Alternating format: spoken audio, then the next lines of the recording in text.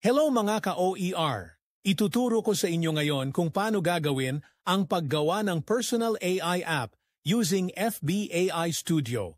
Don't forget to follow my page. Hello mga ka-OER! May ilan-ilan din na nagtanong sa akin kung paano daw gawin yung personalized na AI. First, i-click natin itong messenger na icon. And then, pagkatapos nito ay i-click na itong upper part. No? Ito yan, upper part. And then, click natin yung AI Studio Chat. And then, once na nandito ka na, i-click lang natin itong positive na nakalagay. Tapos, describe your AI. Ano ba ang gusto mo magiging function ng AI mo?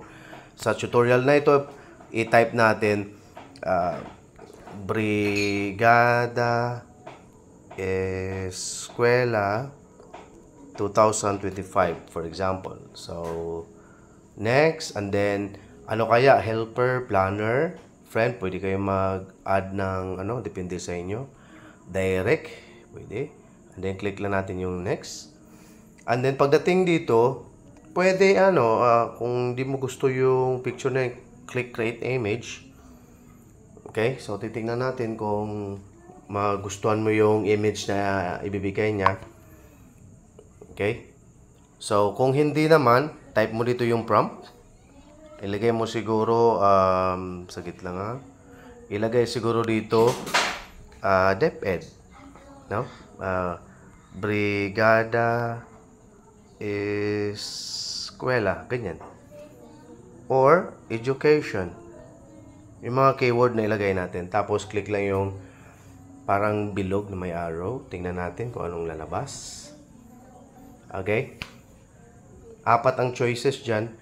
So kung halimbawang nagustuhan mo or either kung wala, so i-click mo lang, lagyan mo kaya na with caption. Brigada Eskwela 2025. I-click mo rin yung ganun.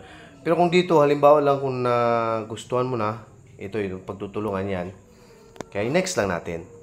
So, ano magiging, niyan, pangalan. So, lagyan mo dito siguro, Brigada Eskwela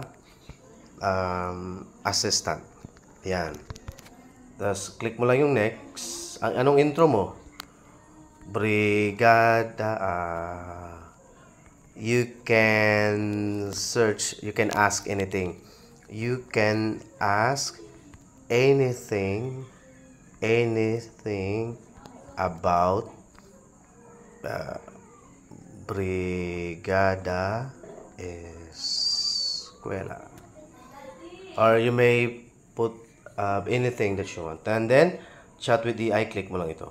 Kung nagustuhan mo na ang lahat. Kung okay na sa'yo ang lahat. Kung hindi, pwede mo pa rin i-tweak or i-edit. So, yan na. So, see?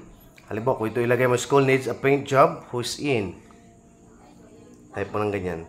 And then, ayan, reply siya kagad. I'm in, shall we rally the committee, want me to create a vulnerable, and so on and so forth. So, yun lang po.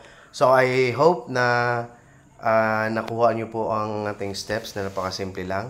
So, see you soon.